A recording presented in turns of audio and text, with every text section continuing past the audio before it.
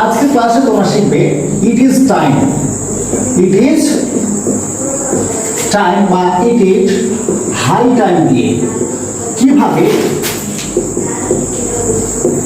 It is time বা ইট is high time দিয়ে কিভাবে বাক্য কমপ্লিট করতে হয় এবং কিভাবে বাক্যর ভাবটি সঠিক করা যায় সেই বিষয়ে তোমরা জানতে যাচ্ছ। So be attentive and start. এই শব্দটির অর্থ হচ্ছে কোনো কাজ করার এটি উপযুক্ত সময়। কোনো কাজ করার এটি উপযুক্ত সময়। এটি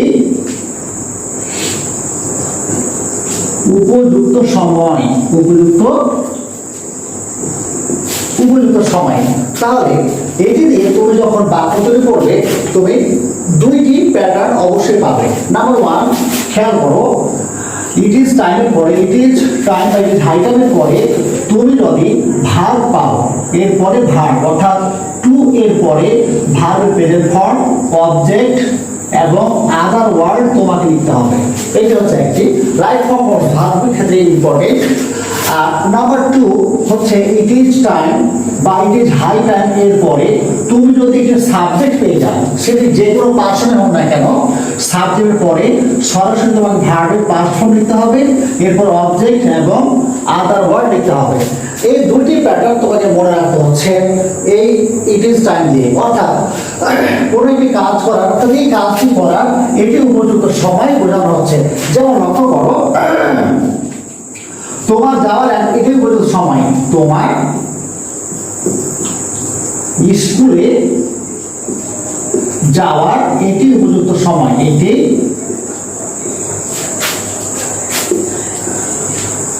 উপযুক্ত সময়। অর্থাৎ তোমার দেরি করা যাবে না। তাহলে কি হচ্ছে,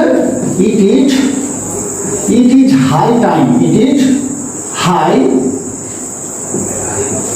a high time you went to school. স্কুলে যাই তো মনে কিছু দিতে পারো, it is high time you went to school or college, হ্যাঁ college or market, anything else, or hospital ইত্যাদি। তুমি যে কোনো কিছু একটা লিখতে পারো। তোমার যেখানে যাওয়ার উপযুক্ত সময় তুমি সেটা লিখতে পারো এখানে। তাহলে এখানে সাবজেক্ট পেয়েছো, সো ভার্বের পাস্ট ফর্ম লিখতে বাধ্য হয়েছো। অথবা এরকম হতে পারে it is time to go to school. It is time to go to school. তোমাকে এভাবে বাক্য লিখতে হবে। অর্থাৎ টু এর পরে ভার্বের প্রেজেন্ট ফর্ম, কিন্তু সাবজেক্টের পরে ভার্বের পাস্ট ফর্ম, এরকম তোমাকে অবশ্যই ক্যাপিটাল ইউজ করতে হবে। সব এরকম তো অসংখ্য বাক্য প্র্যাকটিস করতে থাকো এবং উন্নতি করতে থাকো।